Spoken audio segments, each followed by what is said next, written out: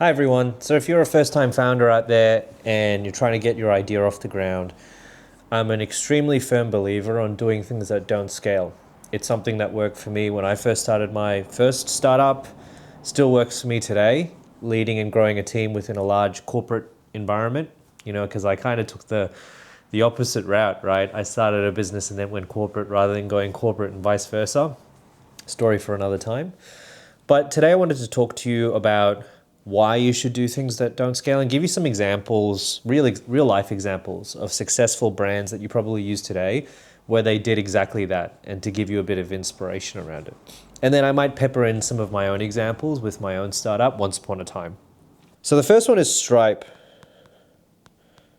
And even though this is a platform that's heavily automated, and a lot of us watching this probably use it and integrate it into our payment, the way that we get paid via our product offerings, is that when it first launched, the founders actually did it completely manually. So it was complete manual integration, meaning that both founders would actually drive to customers' houses. They'd drive to developers' houses, their first customers, and they'd manually integrate Stripe into whatever they needed it for, right? And then that way they could code and debug any problems that they had, right? So obviously it's not the ideal scenario, but what they actually got out of that was, I would say deep customer knowledge. And you would never think of doing something like that today, I would think, because everyone's way too caught up on how do I get my MVP ready? How do I get ready to scale from day one? How, instead of getting paying customers, do we get data, and try and have a pre-revenue style model so we can raise as much money as possible, right? So instead of watching all of this, success porn and all that kind of stuff, these guys, they actually just built a product offering that they believed in and literally drove to your house to integrate it, and then kind of grew from there, right? And we'll put a peg in that theme for now in terms of manual versus automation, because I want to end this video on that point, because the other two examples come in a similar vein, right? The second one is DoorDash, an app we've all probably used to order our food or something similar. The founding team, when they launched this, obviously because it's a gig style economy where you need riders to deliver the food and people ordering it, you can't exactly necessarily launch it and hope that you have that marketplace set up. So the founding team actually did all the orders themselves, right?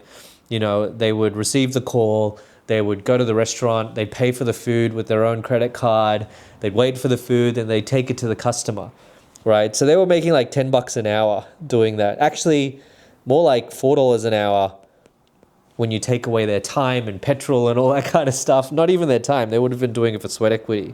So what was the value of that? Well, to get the idea off the ground, to test it, to make sure that there was demand and people liked it, this kind of helped validate the idea. And they actually got a lot of direct feedback, which sounds obvious in hindsight, but this was crucial for their idea, because they figured out, wait times, restaurant operations, customer expectations when food's delivered to your door. For example, pad thai might not do very well because it's best eaten at the restaurant warm, not after being thrown into a takeaway container and delivered across the city. Something that my wife and I never order, but we love eating in person, right? So that's a good example, DoorDash. And the last example is Reddit. One of my favorites, because it's one of those dichotomies again, in terms of an information platform where people can kind of post their ideas and have a bit of a community forum there. You need users to create content, but then you need content to gain users. So we're faced with this dichotomy when they were launching the idea where they had neither.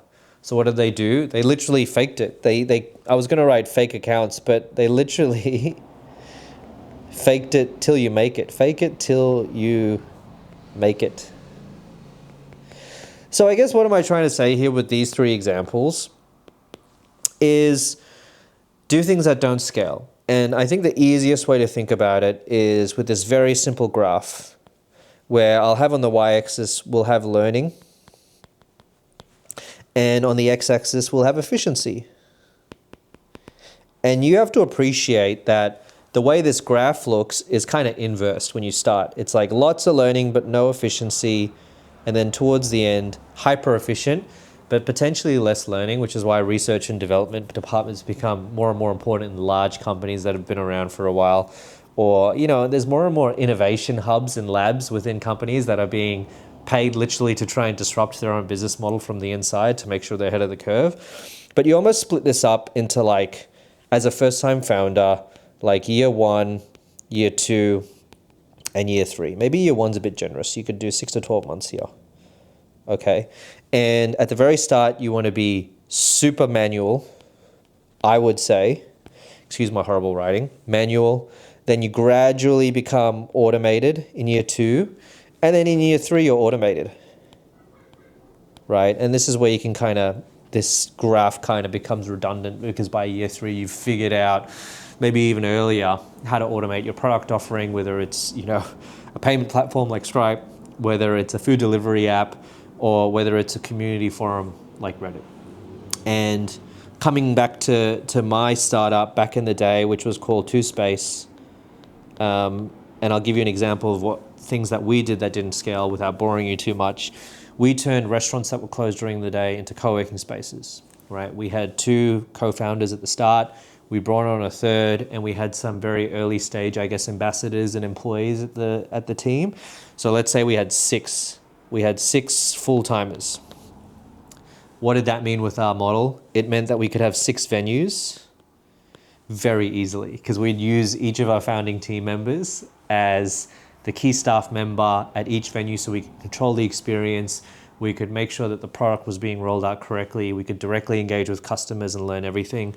But then what did that also mean? It meant from 6 venues plus. So once we got to 12 and we got to 20 and then we got to 30 and blah, blah, blah, because we eventually hit a $10 million valuation with 10,000 users plus, I would say the offering kind of got worse. It got watered down because we couldn't do things that didn't scale anymore. We couldn't control it as much, right? Because the model was very asset light.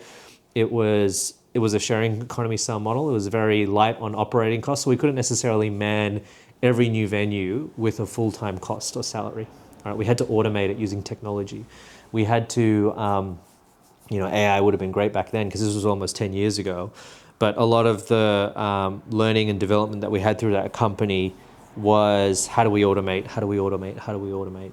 So we scale that way, and it was onboarding a lot of customers, but I would say our first 6 venues were the best because we could staff them, did things that didn't scale.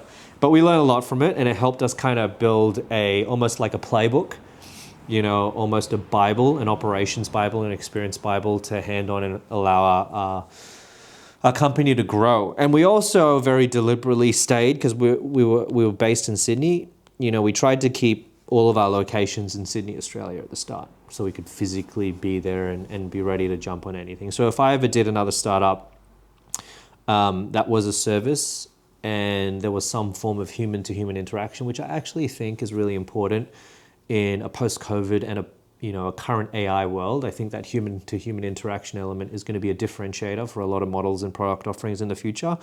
I would still keep it to the city that I'm based in and my team's based in, so we could have that element of control. So hopefully that was helpful. And the key message behind this video is do things that don't scale, right? Don't be afraid to try new things while you can control your company and your product offering, because if it's super successful, pretty soon you won't be able to control any of those things, which is kind of scary, right? So good luck. You've got this, and I'll speak to you again soon.